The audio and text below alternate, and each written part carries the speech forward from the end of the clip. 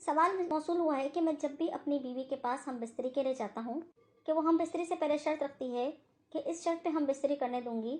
वो शर्त ये है कि हम बिस्तरी से पहले तुम मेरी शर्मगाह को अपने मुंह में लोगे, इसके साथ बोसो किनार करोगे, इसको चाटोगे।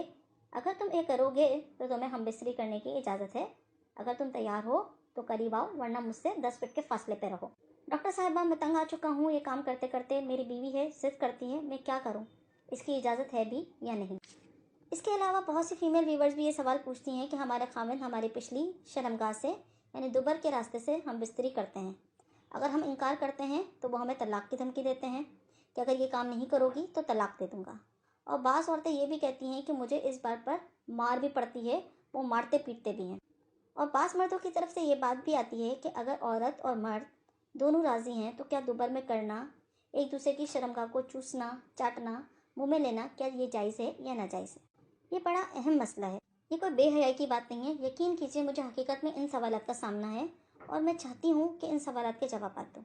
अल्लाह रब्बुल इज़्ज़त फरमाते हैं कि अल्लाह के कहने में नहीं शर्माते हैं। जब कायनात कर में हक से नहीं शर्माता तो फिर मुझे और आपको कैसी शर्म? अल्लाह के नबी ने वाज़े अल्फाज में इन चीज़ों का जिक्र किया है। देखें, अगर मियाँ बीवी राज़ी हों या शोहर इस काम पर मजबूर करता है या बीवी इस काम पर मजबूर कर रही है तो कोई भी हराम काम मियाँ बीवी के राज़ी होने से या शोहर के मजबूर करने से या बीवी के मजबूर करने से हराम चीज़ हलाल नहीं हो जाती। दुबर में करना हराम है, अब चाहे वो बीवी के कहने से हो या शोहर के कहने से हो। बीवी के मना करने से या शोहर के मना करने से कोई भी चीज़ हलाल नहीं होगी। यहाँ मैं आपको हदीसों का हवाला दूंगी। अल्लाह के रसूल ने फरमाया कि जब तुम में से किसी का वजू टूट जाए तो उसे चाहिए कि वजू कर ले और तुम अपनी बीवी से पिछले रास्ते से हम बिस्तरी ना करो, बस बेशक अल्लाह ताला हक बात कहने से नहीं शर्माता। तिरमिज़ी जिल्द नंबर 3 सफ़ा नंबर 461। एक और हदीस में आपके सामने बयान करूंगी कि अल्लाह के रसूल फरमाते हैं कि अल्लाह उस शख्स की तरफ रहमत की नज़र से नहीं देखता जो मर्द या औरत के साथ पिछले रास्ते से बदफेली करता है। तो मेरे प्यारे दोस्तों, जिसमें मर्द और औरत सब शामिल हैं, मैं कतन आपको इस बात की इजाज़त नहीं दूंगी कि अगर मर्द आपको तलाक की धमकी देता है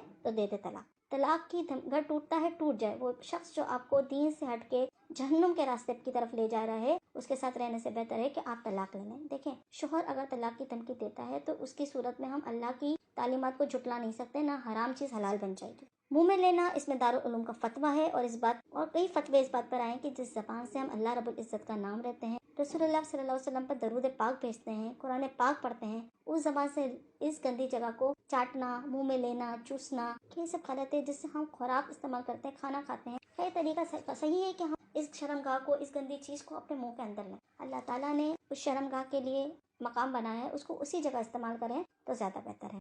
कि ओरल सेक्स असल में क्या है, इससे कौन कौन सी बीमारियां जन्म लेती हैं। ओरल सेक्स एक ऐसी बीमारी है जो यंग जनरेशन में मोस्टली पाई जाती है। उसमें उज़्व खास जो होता है, उसके इलास्टिक पार्ट्स जो होते हैं, वो मोस्टली लोग जो है जबान के साथ चाटना यानी सक करना पसंद करते हैं, मुंह में लेना पसंद करते हैं, जो कि बहुत ही गंदी हरकत है और बहुत ही गलीज़ बात है, जिससे बहुत सारी बीमारियां भी पैदा होती हैं। जैसे अगर आप जबान से अगर राब्ता किया जाए तो उसको क्या कहेंगे? उसको कहेंगे oral gentle connection. Oral gentle connection जो है वो हमारा इसका ताल्लुक है जो आपके सेंसिटिव पार्ट का सीधा जबान के साथ इसका ताल्लुक होता है। जब औरत मर्द के सेंसिटिव पार्ट को मुंह में लेके चूसती है उसको फ्लैशो कहते हैं। अगर दोनों हस्बैंड एंड वाइफ जो कि लाइफ पार्टनर्स हैं, वो अगर एक ही टाइम में एक दूसरे के सेंसिटिव पार्ट को जबान के साथ अपने हाथ के साथ सहलाते हैं तो उसको 69 कहते हैं।